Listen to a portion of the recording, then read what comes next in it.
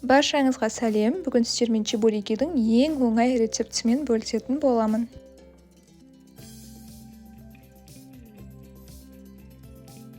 Ең алдымен қайнап тұрған суымызға тұзымызды және де сұйық майымызды құямыз. Содан соң ұнымызды бөліп сала отырып, жұмсақ қамыр илеп аламыз.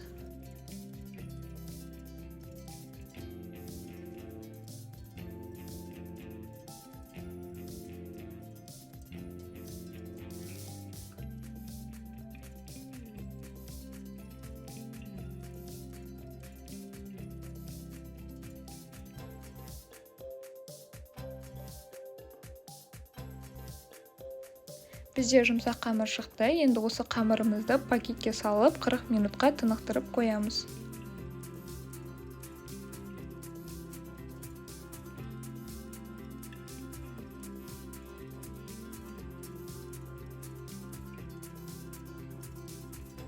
Содан соң салмасына көшетін боламыз. Жуамызды уақыттап турап, фаршымызға қосып, тұзымызды, бұрышымызды салып, араластырып аламыз.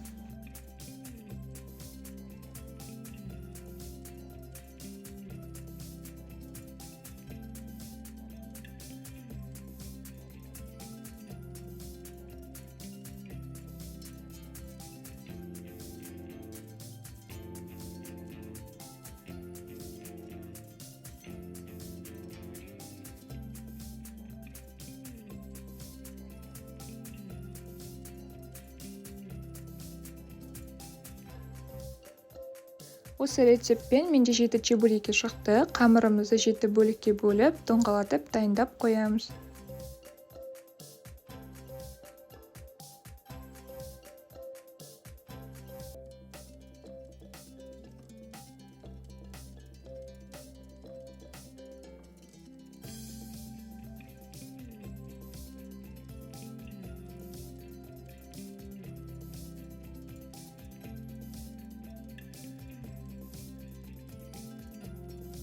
Қамырымызды видеода көрсетілгендей етіп, оқтаудың көмегімен сопақша етіп жазып шығатын боламыз.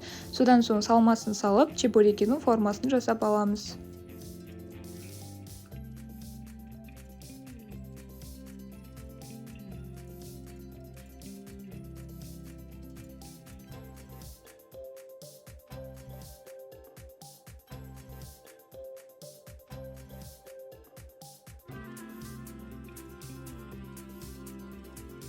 Майға қуырғанда чебурекиіміз ашылып кетпеу үшін жан-жағын қолмен жабыстырып аламыз.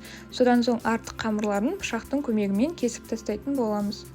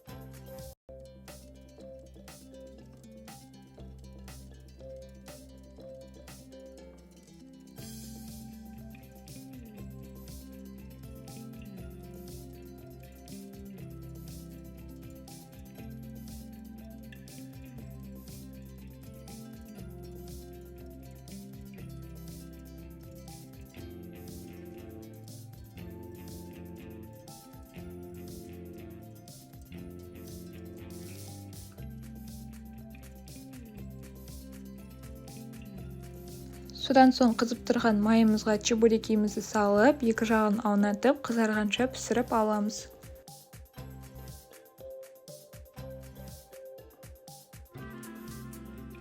Бізде 7 чебуреки дайын болды. Сіздер де дайындап көріңіздер, астарыңыз дәмді болсын.